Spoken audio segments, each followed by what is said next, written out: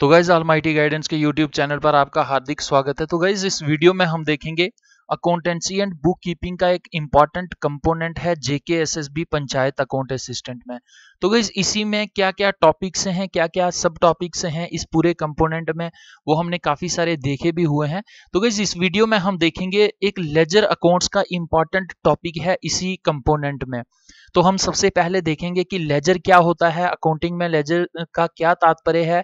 अगर ledger accounts बनाए जाते हैं, अलग अलग प्रकार के अकाउंट्स बनाए जाते हैं, तो इनकी इंपॉर्टेंस क्या है, हर एक अकाउंट की क्या इंपॉर्टेंस है, हम ये भी देखेंगे। अगर हम फॉर्मेट की बात करें कि ये फिजिकल है या फिर डिजिटल लेजर अकाउंट है, अलग अलग टाइप्स के जो टाइप्स ऑफ लेजर्स हो सकते हैं गाइज, वो भी हम डिटेल में देखेंगे। और किस पर्पस के लिए ये लेजर अकाउंट्स बनाए जाते हैं ये भी हम इस वीडियो में देखेंगे।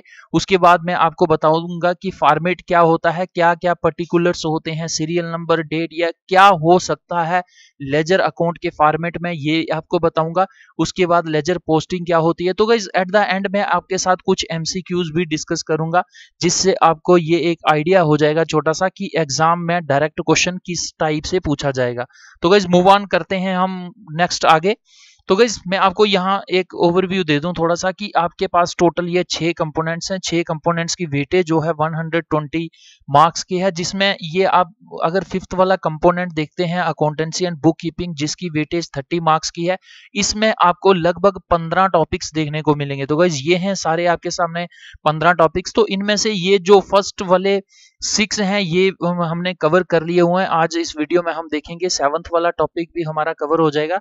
तो जो रिमेनिंग पार्ट्स हैं गाइस ये भी बहुत जल्दी आपके कवर हो जाएंगे। लेजर अकाउंट क्या होता है, किस प्रकार के अकाउंट्स जो लेजर में गिने जाते हैं गाइस, सब हम देखने वाले हैं। तो गाइस सबसे पहले मैं आपको बता दूं कि लेजर होता क्या है अकाउंटिंग में, यानी अकाउंटेंसी में अगर लेजर की बात की जाती है तो ये है क्या बेसिकली। तो क्या कहता है, ledger is a book containing accounts in which the classified and summarised information from the journals is posted as debits and credits. It is also called as the second book of entry. तो guys मैं आपको बता दूं कि अगर business में किसी भी प्रकार की ट्रांजैक्शन होती है तो उस ट्रांजैक्शन का एविडेंस जो है सबसे पहले वोचर होगा। वोचर के बाद वो किस में जाएगी, वो जर्नल में जाएगी, वहां पर जर्नल में एंट्री होगी और जर्नल के बाद ये जो है लेजर में जाएगी। अब देखिए सबसे पहले जो है आपके पास वोचर आएगा। तो वोचर में क्या होगा कि ट्रांजैक्शन हो रही है, मानिए कोई पैसा आ रहा है, आप वोचर बना रहे हैं, कोई जा रहा है, दिन में हजारों ट्रांजैक्शंस होती हैं, तो वो सारी ट्रांजैक्शंस वोचर के रूप में आप जर्नल में एंटर करते रहते हैं। यानी जर्नल में आप ये स्पेसिफाई नहीं करते कि ये कौन से अकाउंट के अंडर आएगी, आप सिंपली लिखते हैं कि ये ट्रांजैक्शन जो है ये रेवेन्यू के अंडर आएगी और ये इतना पैसा, इसके साथ दूसरी लिख देंगे, इसके साथ तीसरी लिख देंगे, इसके साथ आगे फोर्थ वाली भी कर देंगे। लेकिन आप इस प्रकार के जर्नल एंट्री से ये एक प्रकार की खिचड़ी सी बन जाएगी, आप किसी भी प्रकार का एट द एंड कंक्लूजन नहीं निकाल सकते। तो इससे क्या करते हो, आपके पास जो अलग अलग अकाउंट्स में जितनी भी ट्रांजैक्शंस होती हैं अलग अलग प्रकार की, इनको आप जर्नल से उठाकर लेजर में डालते हो। यानी लेजर में आप अब क्या करते हो, यहाँ पर आप एक हिसाब लगा सकते हैं कि पूरे दिन में क्या हो रहा है, पूरे दिन की रिकॉर्डिंग जहां पे कर रहे हो, लेकिन उसके बाद क्या क्या ट्रांजैक्शंस किस किस प्रकार की हुई ये आप लेजर में डालते हो। लेजर के बाद आपका जो है वो ट्रायल अकाउंट आएगा, वो ट्रायल के बाद आपकी जो फाइनेंशियल स्टेटमेंट्स हैं ये गाइज आपको एट द एंड देखने को मिलेंगी। तो गाइज यहां पर क्या कह रहा है कि ledger account is a account in which the classified and summarised information from the journals is posted as debits and credits. तो गाइस मैंने आपको बता दिया कि आपका जर्नल है, वोचर के बाद जर्नल आएगा, जर्नल में मिक्स्ड इंफॉर्मेशन होगी, लेकिन इसके बाद इसको आप प्रॉपर क्लासिफिकेशन करते हैं। लेजर में अलग अलग जो अकाउंट्स बने होते हैं उनमें आप प्रॉपरली क्लासिफाइड और समराइज्ड इंफॉर्मेशन देते हैं। तो इसे क्या कहा जाता है, इसे लेजर, इस अकाउंट को जो है वो लेजर अकाउंट कहा जाता है। लेजर अकाउंट बेसिकली एक नहीं है, इसमें अंडर, इसके अंडर जो अलग अलग अकाउंट्स होते हैं उन सारे चार्ट्स ऑफ अकाउंट को जो है वो क्या कहा जाता है, लेजर अकाउंट कहा जाता है या लेजर अकाउंट्स कहा जाता है। तो गाइस यहाँ पर आपको क्या मिलेगा, यहाँ पर आपको फिर से लेजर अकाउंट का मैं फॉर्मेट बताऊंगा। यहाँ पर आपको लेफ्ट साइड डेबिट मिलेगा, राइट साइड क्रेडिट मिलेगा। तो क्या क्रेडिट हो रहा है या डेबिट हो रहा है, जिस प्रकार का नेचर होगा उस ट्रांजैक्शन का, तो वो उसी प्रकार से एंटर कर दिया जाएगा यहाँ से। तो गाइस यहाँ से आपको एक और एमसीक्यू पूछा जा सकता है कि ये जो लेजर अकाउंट होता है, इसे it is also known as the second book of entry, क्योंकि सबसे पहली एंट्री जो है आपकी जर्नल में होती है, जर्नल के बाद दूसरी एंट्री जो है ये लेजर अकाउंट में होती है, और इसे एक और भी कहा जाता है book of the final entry. तो गाइस यहाँ से भी एमसीक्यू आ सकता है। कह रहा है the ledger contents the information that is required to prepare financial statements. तो गाइस किसी भी प्रकार की स्टेटमेंट अगर फाइनेंशियल या कंक्लूडिंग स्टेटमेंट बनानी है तो आपकी जर्नल से नहीं बनेगी। मैंने आपको बताया कि जर्नल बनेगा, उसके बाद आपका लेजर बनेगा, फिर ट्रायल अकाउंट बनेगा, फिर फाइनेंशियल स्टेटमेंट बनेगा। तो अगर कोई भी इंफॉर्मेशन आपको चाहिए फाइनेंशियल स्टेटमेंट बनाने के लिए तो आपको ट्रायल बैलेंस में जाना पड़ेगा, और ट्रायल बैलेंस में सारा कंक्लूजन होगा। तो गाइस यहाँ पर एक छोटी सी और इंफॉर्मेशन आपको दे दूं कि यहाँ पर वोचर जो होता है, वोचर क्या होता है, एक बिजनेस की ट्रांजैक्शन का एविडेंस होता है। वोचर से जर्नल में एंट्री की जाती है, जर्नल में पूरे एक दिन में 100 एंट्री होती है, तो मानिए 20 रेवेन्यू की है, 20 इनकम की है, अलग अलग जो है यहाँ पर मिक्स्ड लिखी होंगी, लेकिन यहाँ पर इनको क्लासिफाई करके रेवेन्यू वाली रेवेन्यू में 20 एंट्रीज एंटर होंगी, इनकम वाली इनकम में होंगी, एसेट्स वाली एसेट्स में होंगी, यानी यहाँ पे भी कंप्लीट हर एक एंट्री की डिटेल है, और लेजर में भी हर एक एंट्री की डिटेल होगी।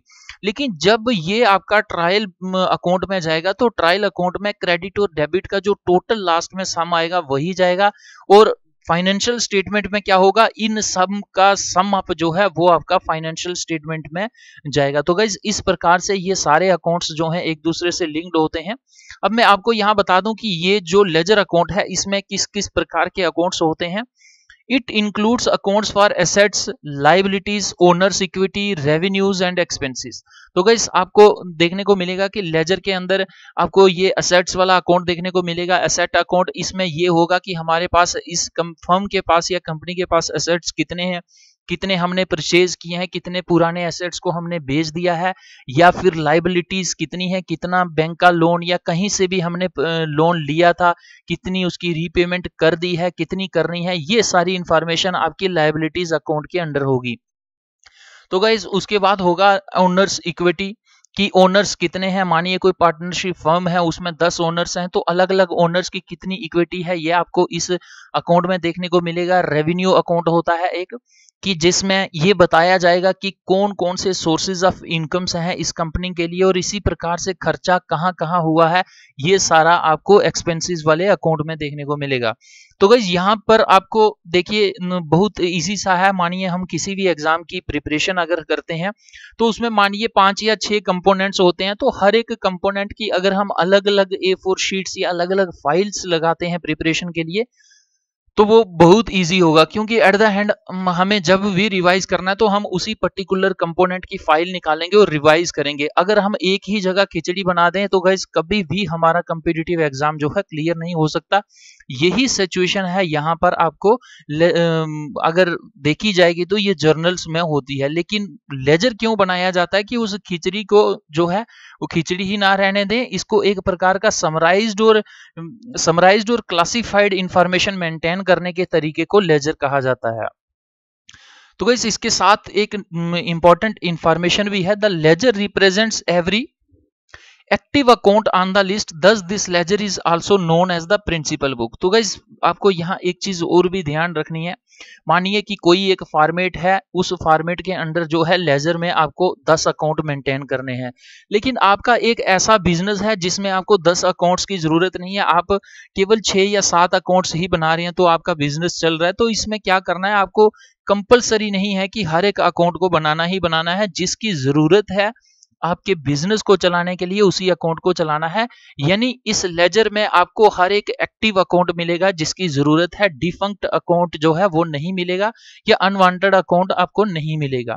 यही कारण है कि इस लेजर को एक और नाम दिया गया है, ये प्रिंसिपल बुक कहा जाता है, इसे सेकंड बुक ऑफ एंट्री भी कहा जाता है, इसे book of the final entry भी कहा जाता है। गाइस काफी इंपॉर्टेंट ये इंफॉर्मेशन है, आपको 1 या 2 एमसीक्यूज केवल इसी स्लाइड से ही देखने को मिल जाएगा। तो गाइस क्या कह रहा है, this book of accounts is the most important book for any business and that is why it is known as the king of all the books. तो गाइस क्लासिफाइड इंफॉर्मेशन रखने का ये बेनिफिट होता है, मानिए आप 10 साल के बाद या 15 साल के बाद आप सोचते हैं कि उस आज से 10 साल पहले मैंने ये पैसा यहाँ पर इतना दिया था, कम दिया था या ज़्यादा दिया था, आपको किसी भी प्रकार का कंफ्यूजन अगर आता है तो आप क्या करते हैं, आप सीधा लेजर अकाउंट को खोलते हैं, उसमें पर्टिकुलर उस अकाउंट को आप खोलते हैं, देखते हैं जिसमें आपको डाउट या किसी प्रकार का शक है तो आप इमीडिएटली वहां पर पहुंच सकते हैं।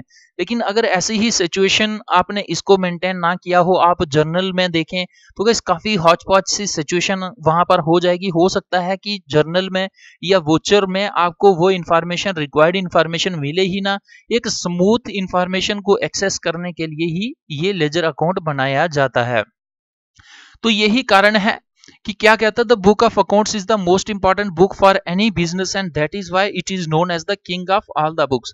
कि ये अगर बिजनेस में कोई सबसे अच्छी और एक प्रकार की अगर कोई बुक या मेंटेन्ड रिकॉर्ड होता है तो वो कौन सा होता है, वो लेजर अकाउंट होता है। Also the ledger book is also known as the book of the final entry, मैंने आपको बता दिया। The ledger account is thought of the book that has all the accounting information of the company। तो guys ऐसा माना जाता है, ऐसा माना ही नहीं जाता है बल्कि ये रियलिटी है कि लेजर अकाउंट में किस प्रकार के फाइनेंशियल नेचर की ट्रांजैक्शंस हुई हैं उस कंपनी में, उसके लाइफ टाइम में, ये सारी चीजें आपको जो हैं ये लेजर अकाउंट में देखने को मिलेंगी। तो गाइस काफी इंपॉर्टेंट इंफॉर्मेशन है। लेजर में मैं आपको बताऊंगा कि एक प्रकार के आपके पास दो टाइप्स के अकाउंट्स होते हैं कभी भी, एक होता है रियल टाइम और एक होता है एक होता है नॉमिनल अकाउंट। तो गाइस जो रियल अकाउंट होता है वो कभी भी खत्म नहीं होता, वो हमेशा फाइनेंशियल ईयर से एक बैलेंस लेके चलता है और एंड में आपको बताता है कि कितना बैलेंस है मेरे पास, और यहीं से आगे भी चलता है। यानी रियल अकाउंट जो होता है वो जब तक कंपनी या बिजनेस की लाइफ होती है, रियल अकाउंट की भी उतनी ही लाइफ होती है। जो नॉमिनल अकाउंट होता है वो पर्टिकुलर एक अकाउंटिंग पीरियड के लिए होता है, उसके बाद वो खत्म हो जाता है और फिर एक नया जो है नॉमिनल अकाउंट शुरू किया जाता है। तो गाइस काफी इंपॉर्टेंट ये इन्फॉर्मेशन, आई होप कि आपको ये सारे कंसेप्ट अच्छे से क्लियर हो रहे होंगे। तो गाइस देखते हैं हम नेक्स्ट इसकी इंपॉर्टेंस। तो मैंने आपको बता दिया कि लेजर में आपको अलग अलग टाइप्स के जो हैं अकाउंट्स देखने को मिलेंगे। जर्नल में जितनी भी इंफॉर्मेशन है उनको क्लासिफाइड वे से यहाँ पर पोस्ट किया जाता है। तो गाइस एक चीज और कि जो लेजर में जब इंफॉर्मेशन जर्नल से एंटर की जाती है तो जर्नल से उठा के इंफॉर्मेशन जब लेजर में डाली जाती है, इस प्रोसेस को कहा जाता है पोस्टिंग, POSTING। मैं आपको नेक्स्ट स्लाइड में इसका भी बताऊंगा क्योंकि काफी सारे एग्जाम्स में मैंने देखा कि यहां से भी क्वेश्चन पूछा गया है। तो गाइस क्या होती है इंपॉर्टेंस ऑफ लेजर, काफी इंपॉर्टेंट है ये। तो फर्स्ट पॉइंट कह रहा है it is the summarised record of all the transactions in form of asset account, liabilities account, expenses account, income account. कि मैंने आपको बताया कि वोचर के बाद जब जर्नल्स बनाए जाते हैं तो जर्नल्स में हाच पौच से सिचुएशन होती है, किसी भी प्रकार की क्लासिफिकेशन नहीं होती है, लेकिन लेजर में एक समराइज्ड और क्लासिफाइड रिकॉर्ड होता है हर एक ट्रांजेक्शन्स का। वो आपको अलग अलग अकाउंट्स के विद इन देखने को मिलेगा, अलग अलग अकाउंट्स के अंडर देखने को मिलेगा। जैसे एसेट का अकाउंट होगा, लाइबिलिटीज का होगा, एक्सपेंसेस का होगा या फिर इनकम का होगा। तो काफी इंपॉर्टेंट है। इसी इंपॉर्टेंस के लिए ही आई थिंक कि लेजर अकाउंट को सबसे प्रिंसिपल अकाउंट या king of all the accounts भी माना गया है। सेकंड कह रहा the ultimate object of book keeping is to ascertain with the least trouble what is the amount owed to the supplier, what is the amount receivable from the customer and so on. तो guys book keeping का अगर हम सबसे ultimate objective देखेंगे कि सबसे foremost जो इसका लक्ष्य है कि इसको क्यों बनाया जाता है, इसको क्यों मेंटेन किया जाता है, तो ये इसलिए इसको रिकॉर्ड किया जाता है, इसलिए मेंटेन किया जाता है कि जब भी हमें देखना हो कि हमारे बिजनेस में कितना पैसा आया है या कितना पैसा अभी बाहर है वो लेना है हमको, या किसी भी प्रकार की ट्रांजैक्शन का नेचर देखना हो किस प्रकार की है, तो उसे हम लीस्ट ट्रबल के साथ देख सकें, उसे हम कम से कम दुविधा हो देखने के लिए यही कारण है कि हम लेजर अकाउंट को बनाते हैं।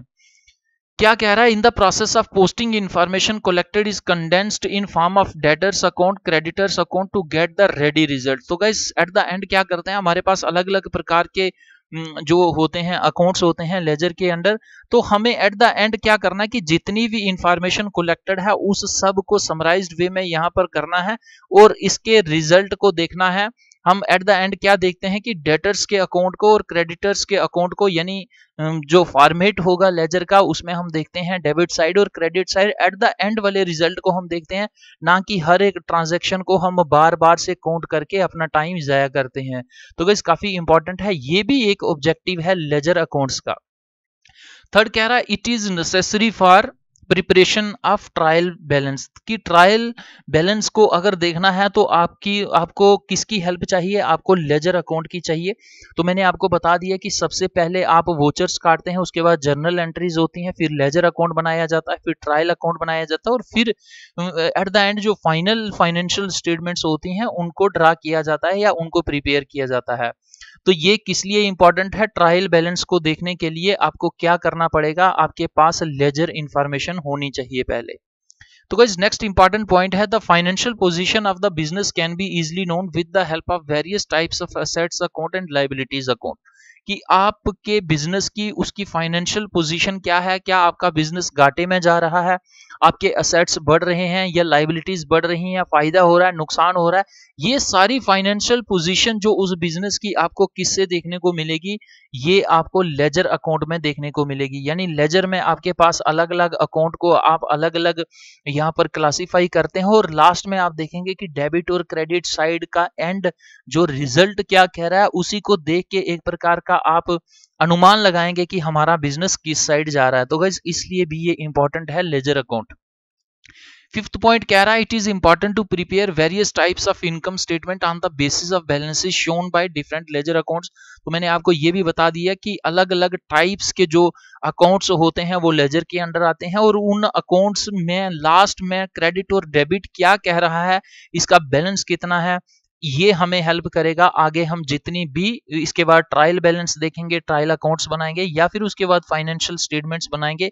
ये सारा मटेरियल जो हमें चाहिए होता है आपको ये लेजर के बाद ही ये सारी चीजें देखने को मिलेंगी, या आप इन रिकॉर्ड्स को मेंटेन करने के लिए जो आपको रिक्वायर्ड डेटा है वो आपको लेजर से ही मिलेगा। तो गाइस काफी इंपॉर्टेंट ये इन्फॉर्मेशन है। इसके बाद और भी एक दो पॉइंट्स हैं, जैसे कह रहा है ledger can be used as a control tool as it shows accounts of various expenses with the balance, कि यहाँ पर आपके पास अलग अलग अकाउंट्स होंगे, हर एक अकाउंट जो है आपको क्रेडिट डेबिट और क्रेडिट बताएगा, डेबिट क्रेडिट बताएगा। तो यहाँ पर डेबिट और क्रेडिट को देख के आप ये देख सकते हैं कि कहीं हमारा जो डेबिट वाला है ये ज्यादा तो नहीं हो रहा, क्रेडिट वाला ज्यादा तो नहीं हो रहा, लायबिलिटी ज्यादा तो नहीं बन रही है, एसेट्स कम तो नहीं हो रही हैं। तो गाइस आप जो भी चीज आपको लगे कि ये ठीक नहीं जा रही है उसको आप मॉडिफाई कर सकते हैं, उसके साथ आप उस वहां पर इंटरवीन कर सकते हैं, यानी एक प्रकार का आप कंट्रोल कर सकते हैं। आपको कहां कंट्रोल करना है ये सारी इंफॉर्मेशन या आपको डेटा कहां से मिलेगा, ये लेजर अकाउंट से मिलेगा, क्योंकि लेजर से ही आपको ये इंफॉर्मेशन मिलेगी कि आपके बिजनेस की फाइनेंशियल पोजीशन क्या है, फाइनेंशियल स्टेटस क्या है, आपको कहां इंटरवेंशन करने की जरूरत है। तो गाइस ये सारी इसलिए भी ये जो है लेजर अकाउंट्स को रिकॉर्ड किया जाता है। सेवंथ पॉइंट कह रहा है on the basis of the result shown in the ledger it is useful for the management to forecast और plan the future plan of action. तो गाइस किस प्रकार का स्टेटस बता रहे हैं ये अलग अलग अकाउंट्स आपके लेजर अकाउंट्स के अंडर, तो इससे हेल्प लेकर ही जो फाइनेंशियल मैनेजमेंट होगी, जो भी उस बिजनेस के मैनेजर्स होंगे वो एक प्रकार की उन्हें हेल्प मिलेगी कि किस प्रकार से आगे आने वाले दिनों में या आने वाले समय में हमारा बिजनेस चलेगा, इसकी भविष्यवाणी करना, और क्या हमारा प्लान ऑफ एक्शन या कोर्स ऑफ एक्शन रहने वाला है फ्यूचर में। ये सारी आप प्रिडिक्शन केवल और केवल लेजर अकाउंट में जो इंफॉर्मेशन मेंटेन्ड या रिकॉर्डेड होती है, क्लासिफाइड होती है, समराइज्ड होती है, गाइस उसी के बेसिस पे आप इस प्रकार की प्रिडिक्शन या कोर्स ऑफ एक्शन के लिए कुछ कह सकते हैं। तो गाइस काफी इंपॉर्टेंट ये इंफॉर्मेशन है। अब मैं आपको यहां बताऊंगा कि आप फॉर्मेट कितने हो सकते हैं, types of the ledger accounts on the basis of format, कि फॉर्मेट के बेसिस पर आपके पास लेजर अकाउंट्स कितने हो सकते हैं। तो ये प्राइमरली आपको दो टाइप्स के देखने को मिलेंगे, हालांकि लेजर अकाउंट्स इनका मिक्स्ड भी हो सकता है। तो सबसे पहला इंपॉर्टेंट है हमारे पास फिजिकल लेजर। तो फिजिकल लेजर क्या है, this type of ledger is made up of paper. तो गाइस काफी पुराने समय से ये जो है आपको फिजिकल लेजर देखने को मिलेगा। तो यहां पर क्या है, पेन और कॉपी का इस्तेमाल किया जाता है। It can be physically touched. तो फिजिकल लेजर, फिजिकल हर एक वो चीज होती है जिसे आप देख सकते हैं, जिसे छू सकते हैं। यानी it can be physically touched. Ledgers were invented several centuries ago and this used to be the only available form until the widespread adoption of computers in the mid to late 20th century। तो guys लगभग 1950 के बाद जो है आपको ये computer का जैसे जैसे आविष्कार हुआ और उसके बाद इसका वाइड स्प्रेड एडॉप्शन किया जाने लगा, तो इसके बाद डिजिटल लेजर के ऊपर हम स्विच कर रहे हैं। लेकिन सबसे पुराना और एंशियंट अगर कोई तरीका है तो वो फिजिकल लेजर है, जिसमें हम पेन और कॉपी का इस्तेमाल करते हैं। तो डिजिटल लेजर क्या हो गया? This type of ledger is digital file और कलेक्शन ऑफ फाइल्स और डेटाबेस। तो डिजिटल में आपके पास जैसे आप कंप्यूटर पे कोई चीज सेव कर रहे हैं, लैपटॉप में कर रहे हैं, मोबाइल में कर रहे हैं या आप इंटरनेट पे सेव कर रहे हैं, तो ये सारी चीजें जिसकी कोई फिजिकल अपीयरेंस ना हो तो गाइस उसे डिजिटल लेजर कहा गया है। It can be manipulated only by means of computer programs since it doesn't have a physical form। तो अगर किसी भी प्रकार की छेड़खानी आपको डिजिटल लेजर में जो मेंटेन्ड रिकॉर्ड है उसके साथ करनी है तो आपको एक पर्टिकुलर कंप्यूटर प्रोग्राम चाहिए होगा। यानी ऐसा नहीं होगा कि आप सीपीयू के दो नेट या बोर्ड खोल देंगे तो आप बोलेंगे कि डेटा गड़बड़ हो जाएगा, ऐसा नहीं होगा। आपको पर्टिकुलरली उस इलेक्ट्रॉनिक डिवाइस को ऑन करना है, उसके प्रोग्राम जहां पर वो डेटा सेव्ड है वहां पर उसके ओपन करके तो आपको जो भी है इंटरवेंशन या जो भी मैनिपुलेशन है वहां पर करनी होगी। तो गाइस एट द एंड मैं आपको बता दूं कि क्या है ये on the basis of format या नेचर इनका कैसा होता है। तो ये दो टाइप्स के होते हैं, एक फिजिकल लेजर हो गया, एक डिजिटल लेजर हो गया। तो गाइस ये तो रहा फॉर्मेट की बात। अगर फॉर्मेट के बेस पे हम बात करें तो लेजर अकाउंट्स आपके दो टाइप्स के होते हैं। लेकिन अगर हम बात करें पर्पस के बेस पे तो गाइस यहां पर हम इंपॉर्टेंट देखेंगे कि basis of purpose, types of ledger on the basis of purpose की अगर हम देखें कि लेजर को हम किन किन उद्देश्यों के लिए बनाए जाते हैं, ये इनको बनाया जाता है, तो ये पर्टिकुलरली आपको इसके तीन पर्पसेस मिलेंगे। सबसे पहला जो पर्पस होता है सेल्स लेजर, यानी हम लेजर को बनाते हैं, हम पूरा एक प्रकार का रिकॉर्ड मेंटेन करते हैं। कौन कौन सा रिकॉर्ड्स होता है? सबसे पहले हम देखते हैं कि कितना बिजनेस में रेवेन्यू के सोर्सेज हैं, कितनी हम सेल्स कर रहे हैं और कितना परचेज कर रहे हैं, ये सेकंड वाला होगा। और एक जनरल लेजर होगा आपके पास। तो guys sales ledger, purchase ledger और जनरल लेजर में आगे आपको फिर से कुछ अलग अलग टाइप्स के देखने को मिलेंगे। तो सबसे पहले हम देखते हैं कि सेल्स लेजर क्या होता है। Sales ledger is a ledger in which the company maintains the transaction of selling the products. तो गाइस काफी इंपॉर्टेंट ये इंफॉर्मेशन है। तो इसमें कौन सी इंफॉर्मेशन होती है? जो कंपनी अपने प्रोडक्ट्स को बेचती है, जो सर्विसेज को बेचती है, और cost of goods sold to the customers. तो गाइस प्रोडक्ट्स और सर्विसेज में क्या डिफरेंस है? मानिए आप एक शॉप में जाते हैं, आप वहां से लैपटॉप लेते हैं, लैपटॉप आपको 50,000 का मिलता है, तो ये आप उनसे प्रोडक्ट खरीद रहे हैं, लेकिन आप कहते हैं उन्हें कि मुझे ये सॉफ्टवेयर भी चाहिए, ये भी चाहिए, ये भी चाहिए। तो मानिए आप 10-20 जो है सॉफ्टवेयर्स वहां से डलवाते हैं और आप 5,000 एक्स्ट्रा उनको पे करते हैं। तो यहाँ पर आप किसी प्रकार का फिजिकल अपीयरेंस वाला प्रोडक्ट आपने एक तो खरीद लिया है लैपटॉप। तो अगर जो सर्विसेज ले रहे हैं, सॉफ्टवेयर्स ले रहे हैं, तो गाइस ये हो गया आपका सर्विसेज या ऐसी कोई चीज जिसकी कोई मॉनेटरी वैल्यू है, अगर वो कस्टमर्स को बेची जाती है कंपनी के द्वारा, तो ये सेल्स लेजर में जो है रिकॉर्ड की जाती है। This ledger gives the idea of sales revenue and income statement. तो इस लेजर से क्या एक प्रकार का आइडिया मिलता है कि उस कंपनी में रेवेन्यू के सोर्सेज कौन कौन से हैं और कितनी इनकम हुई है। ये सारी आपको रेवेन्यू और इनकम स्टेटमेंट प्रिपेयर आप कहां से करते हैं? सेल्स लेजर से करते हैं। तो गाइस ऐसा है कि लगातार आप बेचते ही नहीं रहते चीजें, जो आप चीजें बेच रहे हैं वो आप कहीं ना कहीं से खरीद रहे हैं, चाहे वो आप खुद मैन्युफैक्चर कर रहे हैं, लेकिन मैन्युफैक्चर करने से पहले आपको रॉ मटेरियल चाहिए। तो जो भी चीजें एक कंपनी बाहर से खरीद रही है, एक बिजनेस बाहर से खरीद रहा है, उसको कहाँ रखा जाता है? उसको परचेज लेजर में रखा जाता है। Purchase ledger is a ledger in which the company organises the transaction of purchasing the services. तो मैंने आपको बता दिया कि यहाँ पर कंपनी क्या रिकॉर्ड मेंटेन करेगी कि कंपनी कौन कौन सी सर्विसेज या प्रोडक्ट्स या गुड्स फ्रॉम अदर बिजनेसेस से खरीद रही है। यानी जो भी परचेजिंग करेगी कंपनी वो आपकी परचेज लेजर के अंडर आएगी। It gives the visibility of how much amount the company पे टू द अदर बिजनेसेस। तो यहाँ इस लेजर से आपको क्या मिलेगा? इस लेजर से एक ओवरव्यू मिलेगा कि कंपनी ने कितना पैसा जो है वो खर्च किया है अलग अलग बिजनेसेस को, और उनसे कुछ ना कुछ, चाहे वो प्रोडक्ट्स हैं चाहे सर्विसेज हैं, वो परचेज की हैं। तो गाइस इसके बाद नेक्स्ट इंपॉर्टेंट है जो हमारा जनरल लेजर है। जनरल लेजर में क्या देखने को मिलेगा, general ledger is divided into two types. तो यहां पर एक नॉमिनल होगा और एक प्राइवेट लेजर होगा। Nominal ledger gives information on expenses, income, depreciation, insurance. तो आप किस प्रकार का इंश्योरेंस आपने कौन सी कंपनी के पास कितना करवाया हुआ है, किसका करवाया हुआ है, पूरी फर्म का करवाया हुआ है, वर्कर्स का करवाया हुआ है, मशीनरी का करवाया हुआ है, ये सारी डिटेल आपको नॉमिनल लेजर में देखने को मिलेगी। उसके बाद डेप्रिसिएशन कितना है, तो गाइस डेप्रिसिएशन इकोनॉमिक्स में या फिर अकाउंटेंसी में एक काफी इंपॉर्टेंट टर्म होती है। इसका मतलब होता है कि मानिए आपने 5 साल पहले कोई एक इक्विपमेंट खरीदा था, कोई एक मशीन खरीदी थी जिसकी कीमत जो है 20 लाख रुपया थी। तो 5 सालों के बाद उसकी कीमत घट के 15 लाख रह जाती है, यानी 5 साल विद द टाइम उसकी कीमत कम हो जाती है। तो आज की डेट में उसकी कीमत जो है ये कितनी है, ये 15 लाख है। तो ये जो 5 लाख गाइस कम हुआ है, ये इसकी डेप्रिसिएशन है। डेप्रिसिएशन क्या होता है कि एक विद द टाइम किसी चीज की कीमत का कम होना, वो जो कीमत कम होती है उसे डेप्रिसिएशन कहा जाता है। तो ये डेप्रिसिएशन इनकम, ये जितना भी खर्चा होता है, तो गाइस ये सारा जो आपको जनरल लेजर में, नॉमिनल लेजर में देखने को मिलेगा।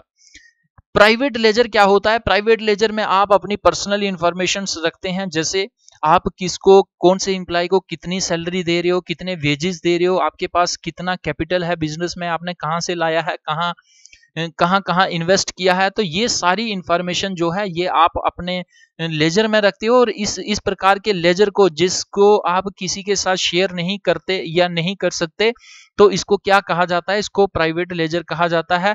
Private ledger is not accessible to everyone. तो गाइस यहाँ पर एक इंपॉर्टेंट इंफॉर्मेशन ये भी आपको रखनी है कि प्राइवेट लेजर जो होता है, या अगर कोई कंपनी है, पार्टनरशिप फर्म है, तो अलग अलग जो पार्टनर्स होंगे उनको अवेलेबल होगी, या फिर आपके कॉन्फिडेंशियल जो टॉप ऑफिशियल्स होंगे आप उन तक शेयर करते हैं। यानी हर एक इन्वेस्टर के साथ आप ये इंफॉर्मेशन शेयर नहीं कर सकते, ऐसी इंफॉर्मेशन को प्राइवेट लेजर में रखा जाता है। तो गाइस काफी इंपॉर्टेंट ये लेजर्स होते हैं। आई होप कि आपको ये बहुत अच्छे से समझ आ गया होगा। तो गाइस क्या होता है, मैंने आपको लेजर बता दिया कि लेजर क्या होता है, अलग अलग प्रकार के लेजर्स होते हैं। अब लेजर अकाउंट्स क्या क्या होते हैं, ये भी एक इंपॉर्टेंट है, क्योंकि यहां से भी आपको डायरेक्ट क्वेश्चन आएगा। आपको हो सकता है ये अलग अलग चीजें जो हैं अलग अलग फॉर्मेट में बताई हो। यहाँ पर आपको हो सकता है ये लिखा हो कि which among the following includes under the liabilities account, debt होगा, अकाउंट्स पेएबल होगा, हो सकता है यहाँ पर कॉमन स्टॉक्स भी होगा। तो फिर आपसे पूछा जाएगा कि कौन कौन सा आंसर है, तो आपको कौन से असेट में कौन कौन सी चीज इंक्लूडेड है, ये आपको from the examination point of view जो है वो तैयार रखनी है। The accounting ledger contains a listing of all the general accounts in the accounting system's chart of accounts। तो गाइस यहाँ पर चार्ट ऑफ अकाउंट्स किसको कहा जाता है, एक लेजर जो होता है, लेजर में आपके अलग अलग टाइप्स के अकाउंट्स होते हैं, तो इन सब टाइप्स को कलेक्टिवली क्या कहा जाता है, चार्ट ऑफ अकाउंट्स कहा जाता है। तो आपको क्या ये चार्ट ऑफ अकाउंट्स मिलेंगे, कुछ इंपॉर्टेंट एग्जांपल्स हैं लेजर अकाउंट्स के। कैसे, जैसे असेट्स एक अकाउंट होगा आपके लेजर में, यहां पर बात की जाएगी कि कैश कितनी है बिजनेस में, कितनी आई है, कितनी गई है। जो भी हम असेट की बात करेंगे जब, तो ये कैश इंक्लूड करेगा, ये लैंड इंक्लूड करेगा, अकाउंट्स रिसीवेबल की आपने कितना पैसा अभी बाहर है आपका और आपको लेना है, या आपके पास जो इक्विपमेंट है, मशीनरी है, वो कितनी है, कितनी आपने ली है, कितनी पुरानी मशीनरी को ऑक्शन कर दिया है। ये सारी इंफॉर्मेशन आप कहां मेंटेन करोगे, तो गाइज ये करोगे आप असेट्स वाले अकाउंट में। इसके बाद इंपॉर्टेंट है एक लाइबिलिटीज की, आपके ऊपर कर्ज कितना है, आपने कितना पैसा लिया है और कितना रीपे कर दिया है और अभी कितना करना है। अकाउंट्स पेएबल की, आपने कोई मशीनरी मानिए खरीदी है तो उसके लिए अभी आपको पैसा देना है, ये भी आपका लाइबिलिटीज में आएगा। अगर लोन से हैं या अक्रूड एक्सपेंसेस, मानिए आपने एम्प्लॉइज की सैलरी 3-4 महीने की नहीं दी हुई है, या कितने भी, चाहे एक दिन की ही है, तो ये सारी इंफॉर्मेशन आप लाइबिलिटीज में रखोगे कि जहां पर आपके सिर पे कर्ज है, आपको ऐसा लगता है। तो गाइस एक कॉमन सी सेंस लगा के भी आप यहाँ पर जो है वो क्वेश्चन को हैंडल कर सकते हैं।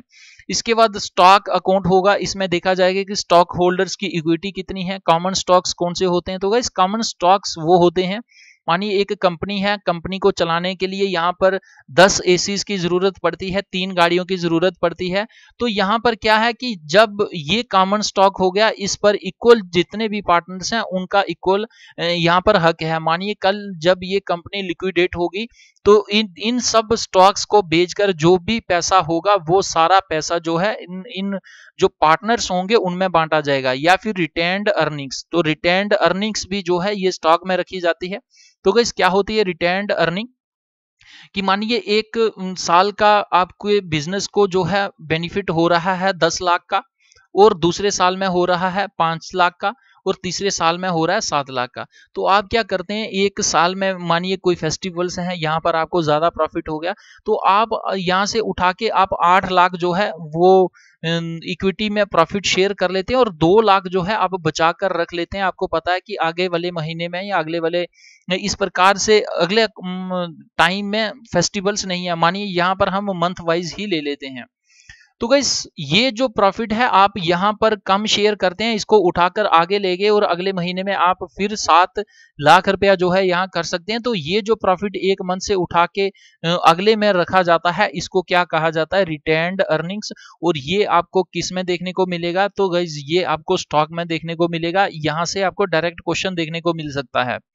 ऑपरेटिव रेवेन्यूज की उस बिजनेस में जो ऑपरेशंस चल रहे हैं, जो एक्टिविटीज हो रही हैं, उसमें सेल्स कितनी हो रही है, सर्विसेज कितनी हैं, उनमें से फीस कितनी वगैरह, ये सारी इंफॉर्मेशन जो है ये आपको ऑपरेटिव रेवेन्यूज या फिर रेवेन्यूज अकाउंट में मिलेगी। और इसी प्रकार से एक्सपेंसेस अकाउंट भी होगा एक, उसमें सैलरीज और वेजेस कितने हैं, ऑफिस के एक्सपेंसेस कितने हैं, डेप्रिसिएशन एक्सपेंस कितना है।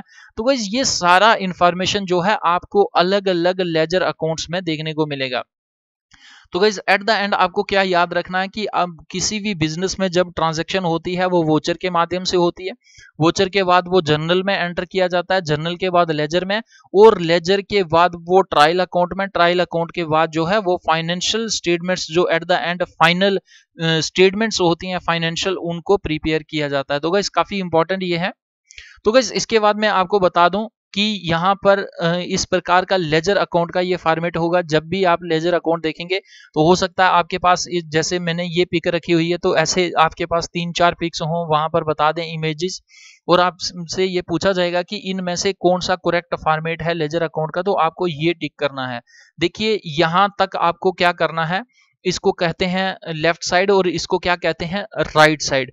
राइट साइड क्रेडिट होगा, लेफ्ट साइड डेबिट होगा। तो यहां पर आपने अगर आपने जो भी मानिए जो भी ट्रांजैक्शन की है अगर वो आपके क्रेडिट वाली साइड है तो आप यहाँ पर उसका क्या करेंगे, उसकी डेट डालेंगे और डालेंगे ट्रांजैक्शन किसके माध्यम से हुई है, और उसमें जर्नल फोलियो क्या है उसका जर्नल जो आपने मेंटेन की हुई है उसमें रेफरेंस आप, यानी आपको अगर यहाँ से कोई भी इंफॉर्मेशन देखना है कि यहाँ पर मानिए आपने कोई एंटर की हुई है, कोई डेटा एंटर किया हुआ, तो उसको आपने जब जर्नल में देखना है तो एक प्रकार का आपके पास फोलियो होना चाहिए, कनेक्शन होना चाहिए, यहाँ की कोडिंग और यहाँ की कोडिंग आप देखोगे तो इनको मैच कर पाओगे, और कितना ट्रांजैक्शन हुआ है, क्या उसका अमाउंट है, ये सारी चीजें अगर वो क्रेडिट हो रहा है तो ये होगा, अगर वो डेबिट हो रहा है तो गाइस ये होगा। तो इस प्रकार का फॉर्मेट आपको जो है लेजर अकाउंट में देखने को मिलेगा। तो गाइस इसके बाद मैं आपको बता दूं कि लेजर पोस्टिंग क्या होती है। लेजर पोस्टिंग मैंने आपको बता भी दिया था थोड़ी देर पहले एक इसी स्लाइड में। तो क्या कहता है, whenever a transaction takes place it is denoted and recorded in the journal in the form of a journal entry. तो जब भी कोई एक ट्रांजैक्शन होती है तो वो वोचर वहां पर एविडेंस होगा या वोचर नहीं भी हो सकता है, तो उस एंट्री को कहाँ एंटर किया जाता है, फिर जर्नल एंट्री में किया जाता है। आपको यहाँ पर एक चीज और ध्यान रखनी है कि अगर एक ही जर्नल मेंटेन किया जा रहा है, कोई आ रहा है पैसा, कोई जा रहा है, आप सीधा डेट डाल रहे हैं और आगे उस पैसे को अमाउंट लिख रहे हैं, तो ये आपका सिंगल एंट्री हो रही है। लेकिन आपकी कई बार जो है मॉडर्न डेज में जैसे डबल एंट्री प्रिंसिपल की ग्रोथ हो रही है या आप इसको देख रहे हैं नाउ डेज में, तो यहाँ पर आपको क्या होगा कि आप वोचर के बाद डबल एंट्री जर्नल को मेंटेन करते हैं। आपके पास यहाँ पर क्रेडिट और डेबिट होगा और यहाँ पर आपके पास जो है वो क्रेडिट होगा। तो आप क्या करते हैं कि आप अगर क्रेडिट हो रहा है पैसा तो जितना यहाँ से निकलेगा इसको सॉरी अगर क्रेडिट से यहाँ से आपके पास जितना आ रहा है तो यहाँ पे ये डेबिट हो जाएगा। तो इस प्रकार से कॉरेस्पॉन्डिंग ट्रांजैक्शन आपको कॉरेस्पॉन्डिंग एंट्री आपको देखने को मिलेगी। तो यहाँ पर क्या होगा कि आप क्या करते हैं वोचर से आप जर्नल में जब एंट्री करते हैं और ये एंट्री उठा के जब आप लेजर में करेंगे तो इसको क्या कहा जाता है, इसको लेजर पोस्टिंग कहा जाता है। This is done from the journal under the double entry principle. This is known as the ledger posting. तो गाइस क्या है यहाँ पर ये आई थिंक लाइन है, furthermore this entry is posted again in their journal accounts. This is done from the journal under the double entry principle. This is known as the ledger posting. मैंने आपको बता दिया कि voucher के बाद आपका journal में जाएगा और जर्नल के बाद आपका लेजर में जाएगा। इस प्रोसेस को क्या कहा जाता है, इसको कहा जाता है पोस्टिंग। तो ये आपके पास करेक्ट फॉर्मेट होगा किसी भी बिजनेस में। अगर ट्रांजैक्शन देखते हैं सबसे पहले वो ट्रांजैक्शन होगी, यहाँ से आपका वोचर निकल के आएगा। वोचर नहीं भी निकल के आता है तो आप मानिए किसी बुक पे लिख रहे हैं, इसके बाद ये जर्नल में एंट्री की जाएगी, जर्नल के बाद लेजर में एंटर किया जाएगा, उसके बाद ट्रायल बैलेंस में आएगा, फिर एट द एंड आपकी जो भी आपने balance sheet, profit and loss, appropriation या कुछ भी आपने बनाना है तो आपका यहाँ से फाइनेंशियल स्टेटमेंट्स मिलेंगे। तो गाइज आई होप कि लेजर का जो कंसेप्ट है आपको बहुत अच्छे से समझ आ गया होगा। अब हम देखते हैं कुछ इंपॉर्टेंट एमसीक्यूज जो आपके प्रीवियस ईयर्स के जो एग्जाम्स हुए हैं, चाहे वो जम्मू और कश्मीर के हैं चाहे इंडिया के हैं, उनमें भी हैं और नेक्स्ट भी एग्जाम में आप इसी फॉर्मेट पर क्वेश्चंस एक्सपेक्ट कर सकते हैं। तो गाइस सबसे इंपॉर्टेंट जो क्वेश्चन है कह रहा if the debit side of a bank account is greater and the credit side it represents, कि मानिए आपका एक अकाउंट है बैंक में, उसमें आपका एक डेबिट है एक क्रेडिट है, तो जब ये डेबिट साइड आपका ग्रेटर होगा और क्रेडिट साइड लोअर होगा तो इनमें से कौन सा ऑप्शन करेक्ट होगा? Cash at bank, bank loan, bank overdraft, none of them. तो गाइस देखते हैं इसका आंसर। इसका आंसर होगा कैश एट बैंक। तो गाइस जब भी आपका डेबिट साइड जो है ये यहाँ पर आपका इंक्रीज करेगा तो आपको यहाँ से जो है वो प्रॉफिट आएगा, और प्रॉफिट आपको कहाँ से आएगा? जब आपकी कैश जो है बैंक के पास है, बैंक आपको इंटरेस्ट पे करेगा। अगर आपने बैंक से लोन लिया हुआ है तो आपकी क्रेडिट साइड ऊपर होगी और डेबिट वाली जो साइड है ये आपकी डाउन होगी। तो ये इस स्थिति में आपका ये ऑप्शन नहीं बैठता है। और बैंक ड्राफ्ट भी एक प्रकार का आप छोटा अमाउंट जो है वो बहुत कम इंटरेस्ट रेट पे या जीरो इंटरेस्ट रेट पे बैंक कई बार ऑफर करता है। जैसे आपकी काफी सारी मुद्रा वगैरह स्कीम्स हैं जहां पर कुछ बैंक ओवरड्राफ्ट की फैसिलिटी है। तो यहाँ पर क्या होगा कि अगर बैंक से आपने पैसा लिया हुआ है तो भी आपका क्रेडिट साइड ऊपर जाएगा, डेबिट लोअर होगा और नन ऑफ देम नहीं है। तो इसका क्या करेक्ट ऑप्शन हो जाएगा? Cash at bank. यानी कैश अगर आपने बैंक में डिपॉजिट कराई हुई है, आपके अकाउंट से पैसा निकला हुआ है, आपने अपनी जेब से खर्चा हुआ, आपका डेबिट साइड ऊपर है, ग्रेटर है, तो इससे आपको प्रॉफिट होगा। तो गाइस मूव ऑन करते हैं नेक्स्ट क्वेश्चन की ओर। क्वेश्चन कह रहा the payment to a creditor will, कि अगर आपने अपने बिजनेस को चलाने के लिए किसी से पैसा जो है वो लिया हुआ है, तो अगर आप उस क्रेडिटर को वापिस से पैसा रीपे करते हैं तो इनमें से कौन सा स्टेटमेंट करेक्ट हो सकता है? ऑप्शन ए कह रहा है increase one asset and decrease another, B कह रहा है decrease an asset and decrease owner security, C कह रहा है decrease an asset and decrease a liability, D कह रहा है increase an asset and increase a liability. तो गाइस इनमें से कौन सा करेक्ट होगा, देखते हैं हम आंसर। तो इसमें क्या आंसर होगा? Decrease an asset and decreases a liability. तो गाइस यहाँ पर एक सिचुएशन में आपको एग्जांपल के तौर पे बताता हूं। आपने लिया हुआ है 100 करोड़, यहाँ से सॉरी 100 करोड़ ज्यादा हो जाएगा, आपने लिया हुआ है 100 लैक्स लिया हुआ है, मानिए 10 लाख आपने लिया हुआ है। आपने यहाँ पर जो है ये मैं इसको क्लियर कर दूं, तो आपने यहां से एक किसी से क्रेडिट लिया हुआ है अपने बिजनेस को चलाने के लिए, या बिजनेस आपका चल रहा है, आपको जरूरत पड़ जाती है, तो आप क्या करते हैं, आपने 10 लाख किसी से लिया है, 10 लाख लेके आपने फिर उसे लोगों तक दे दिया है, तो यहां से ये अर्निंग कर रहा है, तो ये हो जाएगा आपका एसेट। और यहाँ पर ये है आपकी लायबिलिटी, आपके ऊपर लायबिलिटी अभी कितनी पड़ी हुई है? 10 लाख की है। आप 10 लाख में से ये माइंड बनाते हैं कि मुझे 5 लाख इसको वापस रिटर्न करना है, जैसे ये कहा हुआ पेमेंट टू अ क्रेडिटर कि ये मेरा क्रेडिटर है, इसको मैंने फिर से पे करना है 5 लाख। तो यहाँ पर क्या सिचुएशन होगी कि जो आपका यहाँ पर असेट में पैसा कमा रहा है 10 लाख, यहाँ से आप पैसा निकालेंगे 5 लाख, यानी यहाँ पर सिर्फ 5 लाख बच जाएगा और ये 5 लाख आप यहाँ पर ले आएंगे, यहाँ से इसको वापिस से रीपे कर देंगे। तो इससे क्या होगा, आपका जो एसेट ज्यादा पैसे कमा रहा था वो आपका डिक्रीज हो जाएगा और जो आपकी लायबिलिटी थी, जिम्मेवारी थी पैसा देने की, वो आपकी डिक्रीज हो जाएगी। तो इस प्रकार से आपको यहाँ कोरिलेट करके जो है ये आंसर करना है। तो गाइस इसका ऑप्शन सी जो है करेक्ट आंसर होगा। हम देखते हैं एक और क्वेश्चन।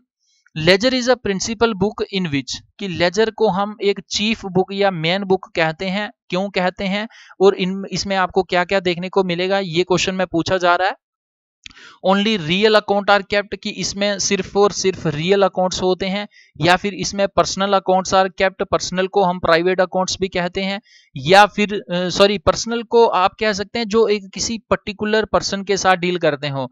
मानिए आपके बिजनेस में 10 अलग अलग पार्टनर्स हैं, तो 10 लोगों ने अलग अलग अपना अकाउंट बना के रखा हुआ है, तो ये सारी जो इंफॉर्मेशन है जिस भी पर्सन के साथ रिलेट करती है उसी के पर्टिकुलर अकाउंट में डाली जाएगी। तो क्या इसमें लेजर में आपको ये भी देखने को मिलेगा, या फिर ऑल अकाउंट्स आर केप्ट, कि इसमें हर एक अकाउंट आपको देखने को मिलेगा, या फिर इसमें सिर्फ नॉमिनल अकाउंट्स रखे जाते हैं। तो गाइस देखते हैं इसका आंसर। देखिए इसका आंसर है ऑल अकाउंट्स आर केप्ट। तो गाइस जब भी लेजर की बात आएगी तो लेजर में आपको होलसम क्या करना है कि जितने भी अकाउंट्स होंगे उस बिजनेस में, लेकिन वो अकाउंट्स आपके एक्टिव होने चाहिए, वो आपके डीएक्टिवेटेड अकाउंट्स नहीं होने चाहिए। अगर आपको यहाँ पर क्वेश्चन और भी आ सकता है कि ledger includes all the active and deactive accounts, तो आपका ये ऑप्शन करेक्ट नहीं होगा। आपका सिर्फ और सिर्फ क्या होगा, आपका सिर्फ एक्टिव अकाउंट्स वाला ऑप्शन होगा। तो लेजर में आपको हर एक प्रकार का अकाउंट देखने को मिलेगा। तो भाई ये था हमारा डिस्कशन प्लस एमसीक्यूज जो लेजर अकाउंट्स के अकॉर्डिंग। तो आई होप कि आपको ये वीडियो बहुत अच्छी लगी होगी। तो गाइस अगर ये वीडियो अच्छी लगती है तो आप इसे जरूर लाइक करें, कमेंट करके एनकरेजिंग सा कमेंट करें, क्योंकि वीडियो में काफी मेहनत लगती है बनाने में। तो गाइस अभी भी अगर आपको किसी प्रकार का कंफ्यूजन या डाउट है, या आप कोई सजेशन देना चाहते हैं या कुछ पूछना चाहते हैं इस एग्जाम के रेलिवेंट, आपके पास बहुत सारे रास्ते हैं मेरे साथ कनेक्ट होने के लिए, कांटेक्ट करने के लिए। आप कमेंट बॉक्स में अपना मैसेज ड्रॉप कर सकते हैं almightyguidance@gmail.com, इस पर मेल कर सकते हैं, इस व्हाट्सएप नंबर का भी हेल्प ले सकते हैं। गाइस फेसबुक पर भी आप हमारे साथ जुड़ सकते हैं, काफी ज्यादा इंफॉर्मेशन जो है यहाँ पर शेयर की जाती है। अगर आप चाहते हैं कि आपको हर एक वीडियो का PDF फ्री ऑफ कॉस्ट में मिले, तो आपको क्या करना है, टेलीग्राम पर जाना है, ऑलमाइटी गाइडेंस के यूट्यूब चैनल को यहाँ सर्च करना है, ज्वाइन करना है। इसका ये बेनिफिट होगा कि आपको हर एक PDF जो है वीडियो का फ्री ऑफ कॉस्ट यहाँ मिलेगा। PDF का गाइज ये मतलब होता है कि आपने मानो एक बार वीडियो देख ली, आपने आधा घंटा लगा के 30 मिनट लगा के वीडियो देख ली, अब आप उस टॉपिक को रिवाइज करना चाहते हैं तो आपको फिर से वो 30 मिनट की वीडियो नहीं देखनी पड़ेगी, आप उसका PDF देखेंगे तो 2 से 3 मिनट में आप उस टॉपिक को रिवाइज कर लेंगे। तो गाइस इसका ये बेनिफिट होगा कि आपके पास एक प्रकार का टाइम मैनेजमेंट बहुत अच्छा हो जाएगा, काफी सारा टाइम आपका सेव हो जाएगा और उस टाइम को आप किसी अनदर पर्पस के लिए यूज कर सकते हैं। टेलीग्राम पर आपको हर एक वीडियो का PDF मिलेगा, अर्ली मॉर्निंग काफी सारे न्यूज़पेपर्स शेयर किए जाते हैं वो मिलेंगे, कॉम्पिटिटिव एग्जाम्स की बुक्स PDF फॉर्म में मिलेंगी। इसके अलावा करंट अफेयर्स मैगजीन्स जो होती हैं एमिनेंट इंस्टीट्यूशंस की, चाहे वाजीराम की होगी, विजन की होगी, इनसाइट की होगी, द्रोणाचार्य की होगी, दृष्टि की होगी, वो आपको यहाँ पर देखने को मिलेंगी। इसके बाद और भी काफी सारी इंफॉर्मेशन जो भी मेरे पास PDF या इंपॉर्टेंट मटेरियल होता है मैं इसे तुरंत यहाँ पर शेयर कर देता हूँ। तो गाइस वीडियो को आप लाइक जरूर करिए। अगर आप चाहते हैं कि आप इसी प्रकार से क्वालिटेटिव नॉलेज की वीडियोस पाते रहें और किसी भी एग्जाम में बैठकर आप कॉन्फिडेंस के साथ उस एग्जाम में बैठकर क्वेश्चंस को करेक्ट करके एक अच्छे रैंक के साथ एग्जाम क्लियर करें, तो आपको क्या करना है, जो भी गरीब बच्चे हैं, दूर दराज के बच्चे हैं, खुदा के वास्ते उन तक ये वीडियोस और PDFs आपने शेयर करने हैं। और खुद क्या करना है, ऑलमाइटी गाइडेंस के YouTube चैनल को अगर आप पहली बार देख रहे हैं इस प्रकार की वीडियोस को, आपको सब्सक्राइब करने के बाद रिंग बेल आइकन पर ऑल पर क्लिक करना है, ताकि जो भी नई वीडियो या इंफॉर्मेशन अपलोड की जाए वो तुरंत एक मैसेज या अलर्ट के रूप में आपके मोबाइल फोन, आपके लैपटॉप, पर्सनल कंप्यूटर पर मैसेज या अलर्ट के रूप में आ जाए। तो गाइस वीडियो को देखने के लिए धन्यवाद। जय हिंद, जय भारत।